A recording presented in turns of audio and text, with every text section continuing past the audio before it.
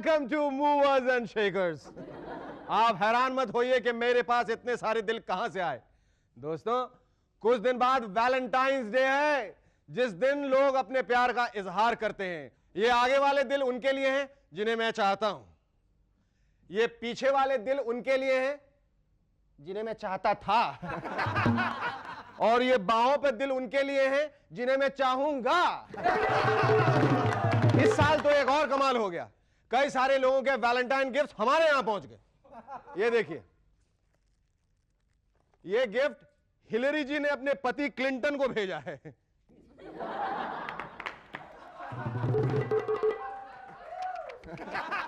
Indian film industry की 3 top heroines ने अक्षय कुमार के लिए ये एंगेजमेंट रिंग्स भेजी है। पिछले साल यही रिंग्स अक्षय ने उन्हें भेजी थी। जोधपुर की हिरनियों ने यह लव नोट भेजा है। डियर वीरप्पन, अगर तुम्हें हमसे सच्चा प्यार है तो हमें उस सलमान से बचाओ, हुड़कुंबा। जब तुम हुड़कुंबा बोलते हो तो बहुत अच्छे लगते हो, हुड़कुंबा। और ये गिफ्ट, बाप रे बहुत भारी है, ये गिफ्ट लालू जी ने भेजी है रबड़ी जी के लिए।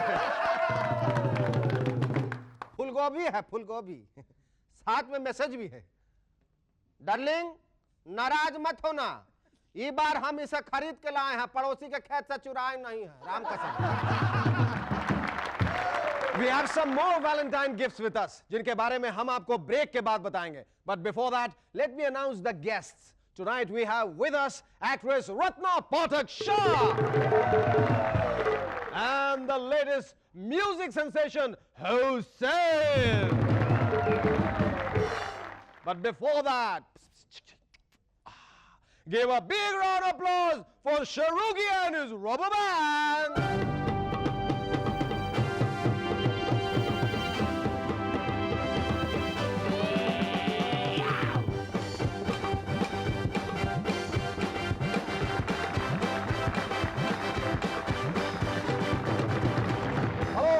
Back to M&S once again. कुछ और वैलेंटाइन गिफ्ट्स। ये गिफ्ट इंदौर से डॉक्टर मिस जय ममता सोनी ने भेजा है फॉर अटल जी। कहती हैं, सर ये धमकी पीड़ा हारी मलम है, हर धमकी मिलने पर इसे लगाइए, दर्द मिनटों में गायब। यूपी स्टेट कांग्रेस के कुछ लीडर्स ने यह गिफ्ट भेजा है सोनिया जी के लिए। मैडम, हम लोग अपने रास्ते से भटक गए, हमें मारिए, हमें पीटिए, लेकिन सही रास्ते घर ले आइए, एक अच्छा कांग्रेसी बना दीजिए प्लीज। वैसे वैलेंटाइन डे के गिफ्ट से भी ज्यादा इंटरेस्टिंग तो कुछ आने वाली फिल्म्स हैं। एक फिल्म बन रही है आया तूफान। भाई ये तो हमारे देश में हर साल आता है जब गवर्नमेंट बजट पेश करती है। एक फिल्म आ रही है कातिल घुंघरू। बताइए, पहले रिवॉल्वर और चाकू कातिल होते थे और अब घुंघरू भी। हमारी पुलिस को कितना फायदा होगा, कितनी सहूलियत हो जाएगी उन्हें।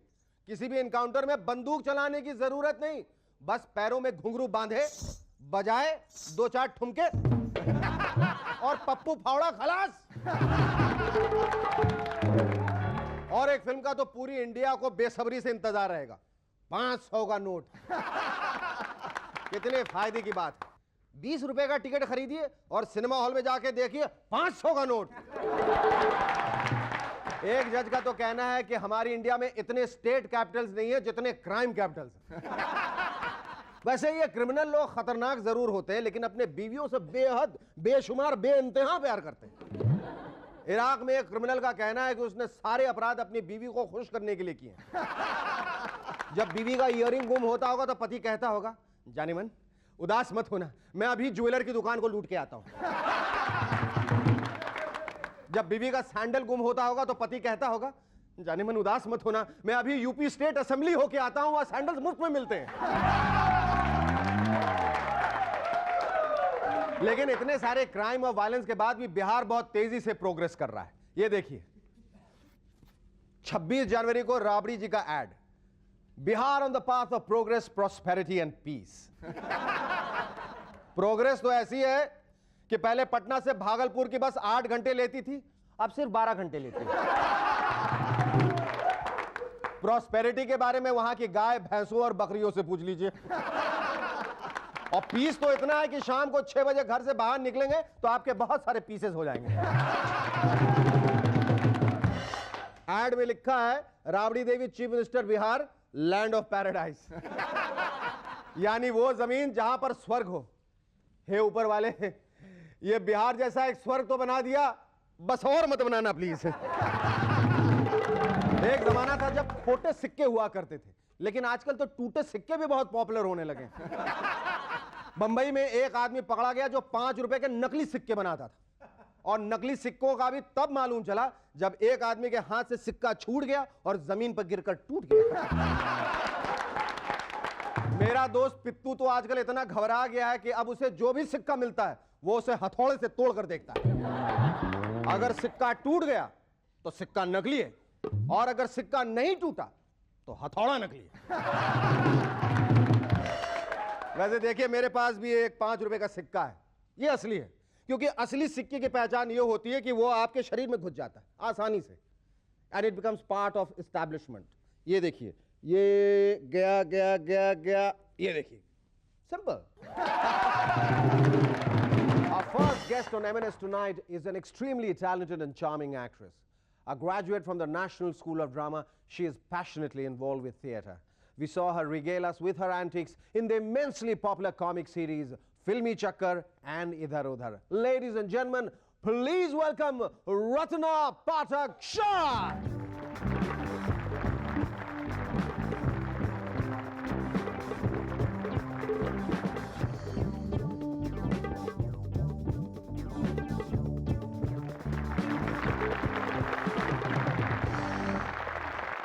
रत्ना, बहुत एक्टर्स और एक्ट्रेसेस का ये कहना होता है कि एक्टिंग हमारे खून में।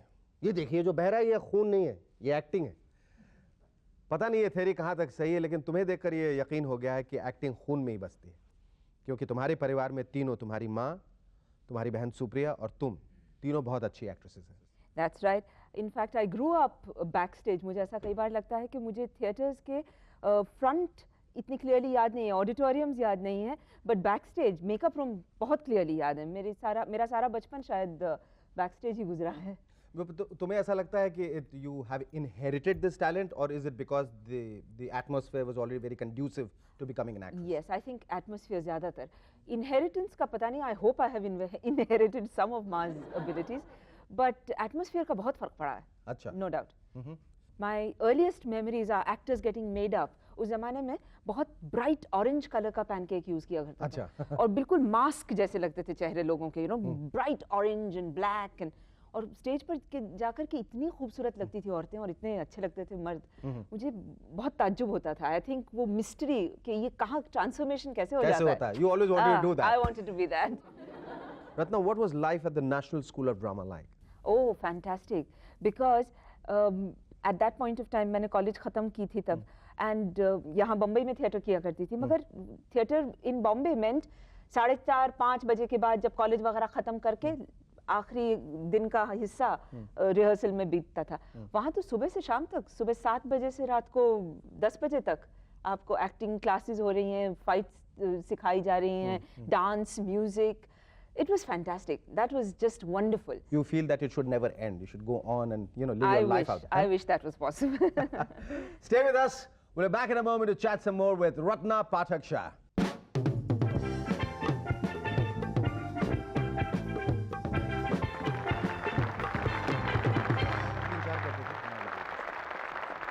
Hello and welcome back to M&S once again.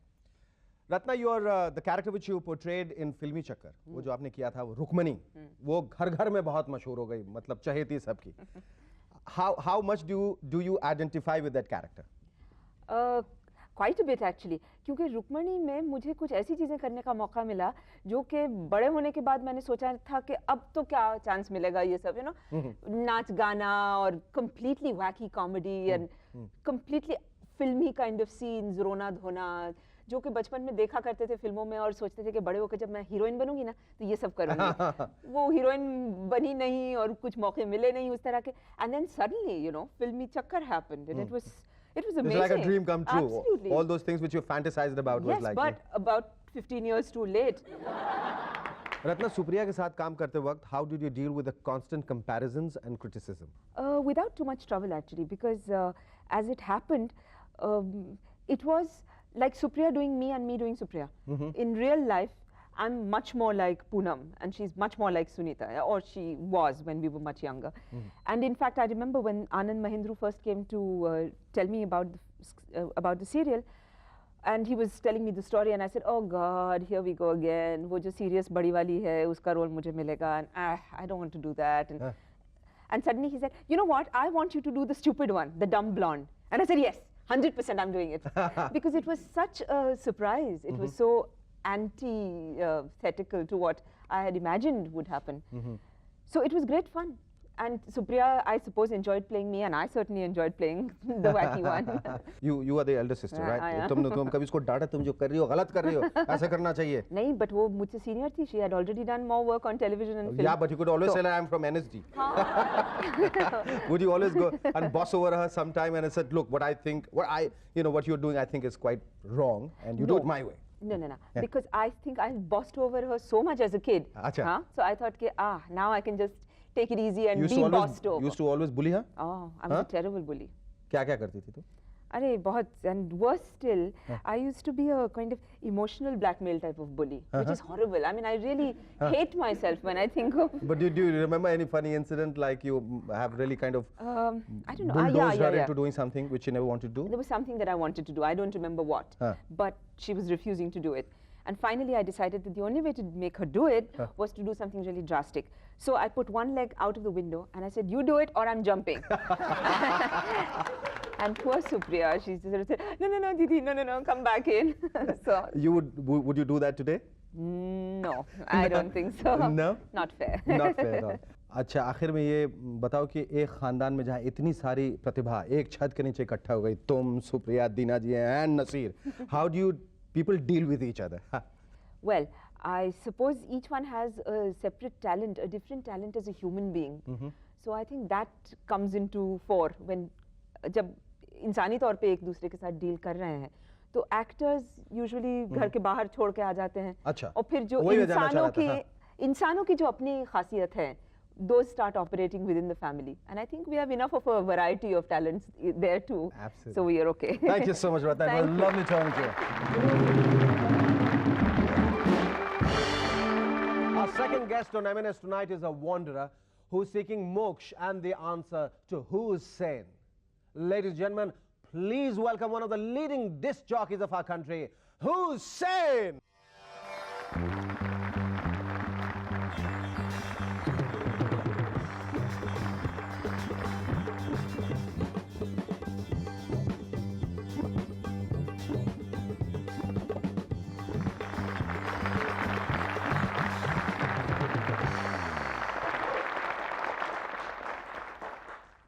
Hussain Saab, what do you have to say about Moksha, the album? Moksha, whatever I had to say is already there. Yeah, but I don't What do you want to know about it? I want to know everything about this album. Oof. We need another show for that. Never mind, I'll give you 10,000 show, but do explain what is Moksha all about.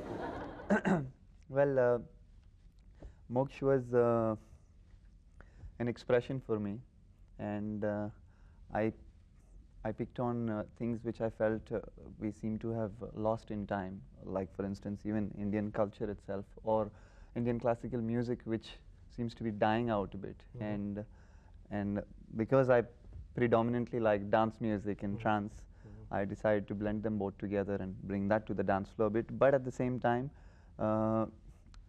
underlay that with a strong message. Are you very philosophical? Do you brood? Do you think a lot? Do you analyze everything? गम किसे नहीं है? गम किसे नहीं है? बिल्कुल. गम तो हाँ बहुत सब लोगों को बहुत. I guess I don't know. I mean, it comes from maybe a shortcoming, you could say, but there is a need. Yes, I guess every one of us has that, and I feel everyone needs to find their own little salvation somewhere or the other. Oh, you bet. अच्छा, ये जो नाम में जो आपने रद्दो बदल की है, जो तब्दीलियां की हैं, हुसैन में WHON SANE, Hussain. Not to forget the question mark. Are you trying to ask everybody who's sane? Or is everybody insane that your way of telling the world like everybody's insane? What is Yeah. the whole idea behind it? Also, no one mistakes me for a tabalchi or an artist also then. So, well, no, but yes, it is somewhat, I mean, the whole world is a paradox, and I feel this name fits that perfectly, and it is still in sync with my identity. Great. अच्छा ये जो आपने लिखा है, हाँ, ये कहाँ गया है इनका? अब क्या लिखा हुआ है? ये भी लिखा हुआ आपने कि and most importantly लिखा है आपने my Any contract you my always go patient through. family and close friends, you know who you are, and for their support and valuable opinions throughout the album. MK for her reassuring love, support and belief, making my dream a reality. Respect. अब आपको तो मालूम है कि मैं आपसे क्या पूछने वाला Does this come out of a habit of like going through the fine print in every contract? Yes, and stuff? absolutely. Yes, it's contractual. That अब was ये M कौन? maybe Ma Kaun. पहला दो लेटर सही है माँ. Well, Manisha Koirala. Manisha तो DJing से इधर एल्बम की तरफ कैसे रुख किया आपने? How long can you just bajao na? कितनी देर तक कितने रिकॉर्ड तोड़ेंगे कितने कीर्तिमान और स्थापित करेंगे आप? What's your favorite dish? Let's not discuss that Let- now. let- I'm not discussing MK again. All right. I'm talking about the real dish. What you eat here. Tiramisu. Hmm? Tiramisu. Non-veg में क्या खाते हैं आप? Fish. Fish? Yeah. Oh, great. You know, we got some great fish for you. Yeah, really. And you can say, oh, We- fish. Oh, fish. See, that's for you. But don't you get embarrassed? We have the fried one as well. He's fishing for compliments. अरे बाप रे, really? बहुत सारे आपके लिए. हुसैन साहब, हमें पता चला है कि आपको एक और चीज़ बहुत पसंद है, फुटबॉल खेलना और देखना, इसलिए हम आपके लिए स्पेशली M&S में लाए हैं. This football for you. You can take it home. You can do what I you want can to do move with it, I can shake it, I can. do what you want. अब जिंदगी में आप क्या करना चाहते हैं? Music. I want to do background scores. I want to hopefully try and change the way Indian cinema really views background scores. And well, that is किस किस तरह? तरीके से? हाँ. In the sense क्या है कि you take Hindi movies, okay? पूरा focus बस गाने पे है, हाँ. हाँ? और जो गाना बनाता है म्यूजिक डायरेक्टर, हाँ. he's the music director and that's it, you know. And the background score is something that's just patched up in a few days हाँ. when Stop उठा के डाल दिया हर when the bar. movie is over. ये sad scene है तो ये बजाओ, वो happy scene है तो वो वो बस, बजाओ, that's it, हाँ. you know. But there's no such thing as an original background score.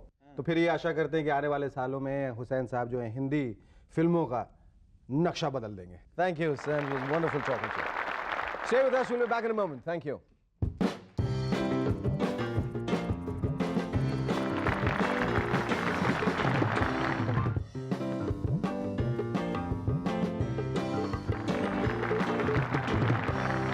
Vajpayee ji ने इस साल 30 जनवरी को फास्ट रखने का फैसला किया था. वो इस फास्ट से पूरे देश में हार्मनी फैलाना चाहते थे. मुझे नहीं मालूम था कि वाजपेयी जी को सोनी का प्रोग्राम हार्मनी इतना पसंद है कि उसे व्रत रखकर फैलाना चाहते थे. वाजपेयी जी, कभी हमारे मूवर्स एंड शेकर्स के लिए भी व्रत रखिए ना. आज का यह खत लिखा है आलोक कुमार जैन ने ललितपुर यूपी से. लिखते हैं, एक राशन की दुकान पर लंबी कतार थी. एक आदमी बार बार आगे जा रहा था. इस बात पर एक शख्स को गुस्सा आया और उसने उस आदमी को पीछे धकेल दिया. 2-3 बार ऐसा होने के बाद फिर चौथी बार उस शख्स ने उस आदमी को एक तमाचा मारा और कहा, अब आगे आया तो उठा के बाहर फेंक दूंगा. पिटने वाला आदमी गुस्से से बोला, ठीक है, फिर मैं भी आज दुकान नहीं खोलूंगा.